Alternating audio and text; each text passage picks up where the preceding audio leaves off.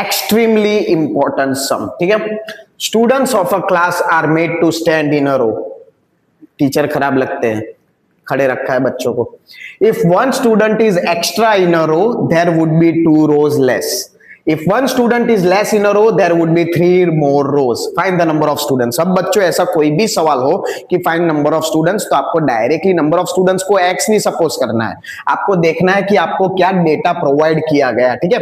अगर आप देखोगे तो if one student is extra in a row, तो रो दिया है तो मैं क्या सपोज करता हूं कि let 1 रो में कितने स्टूडेंट्स है, x स्टूडेंट्स है, ठीक है।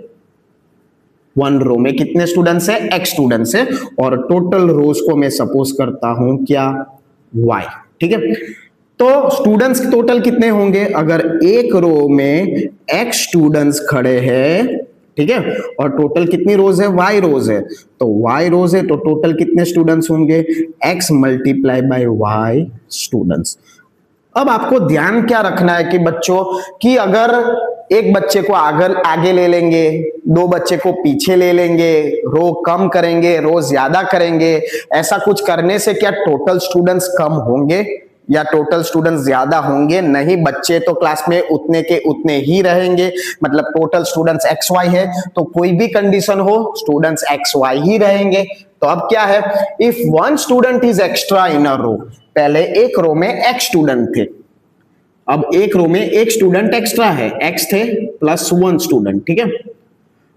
अब एक रो में एक स्टूडेंट बढ़ा दिया तो ऑब्वियसली नंबर ऑफ रोज कम हो जाएगी, तो there would be 2 rows less. तो पहले टोटल रोज y थी, अब 2 rows लेस, मतलब रोज कितनी होगी, 2 rows लेस मतलब y माइनस 2 rows, तो कितने students, y minus 2 multiply by x plus 1। लेकिन क्या ऐसा करने से जो original x multiply by y students थे वो चेंज होंगे? नहीं, इज इक्वल टू, तो टोटल स्टूडेंट्स XY ही रहेंगे, y into x XY, y into 1 y minus 2x minus plus minus 2 1 जा 2 is equal to XY, XY XY cut, ये बन गया हमारा पहला equation.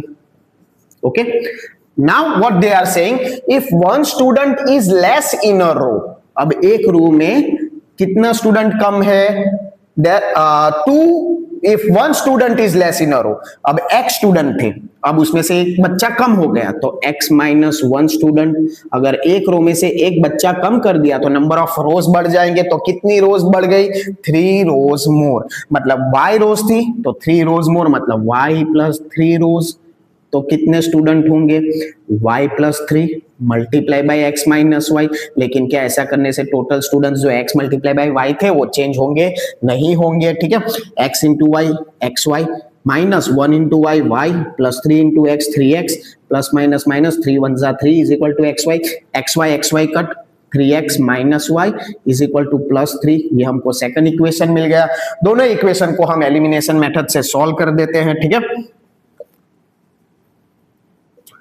Plus y minus y cut, minus 2x plus 3x x 2 plus 3 5, x की value 5 कोई भी एक इक्वेशन में सब्स्टिट्यूट कर दीजिए, जैसे कि minus 2x plus y is equal to 2, minus 2 x की value 5 minus 10 plus y is equal to 2, तो y की वैल्यू क्या आई, 12। अब जनरली आप बच्चों क्या करोगे, x और y की वैल्यू फाइंड करके बस उसे ऐसे ही छोड़ दोगे, लेकिन हमको क्या फाइंड करना है, टोटल स्टूडेंट्स। और टोटल स्टूडेंट्स कितने हैं, x multiply by y, x की वैल्यू 5 आई, y की वैल्यू 12 आई, मतलब क्लास में टोटल कितने बच्चे हैं, 60 स्टूडेंट्स है।